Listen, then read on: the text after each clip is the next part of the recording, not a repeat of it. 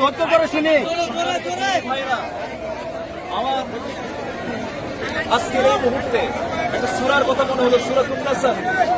ইযা জাআ নাসরুল্লাহি ওয়াল ফাতহ ওয়া রাআইতান NASA ইয়াদখুলুনা fee দীনিল্লাহি আফওয়াজা। আজকে আমাদের বিজয়ের দিন। আমরা জালিম শাহীর কবর থেকে আমরা আজকে মুক্ত হতে পেরেছি। জুলুম শাহী টিকতে পারে না, জালিম টিকসই হতে পারে না।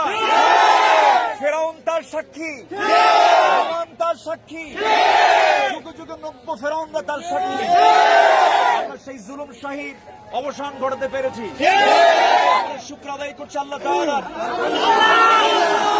সেই সমস্ত শহীদদের স্মরণ করতে চাই, যে সমস্ত শহীদরা, যে সমস্ত যুবকরা তাদের বুকের তাজা প্রাণ ঢেলে দিয়ে এই দেশকে নতুন করে স্বাধীন করলো।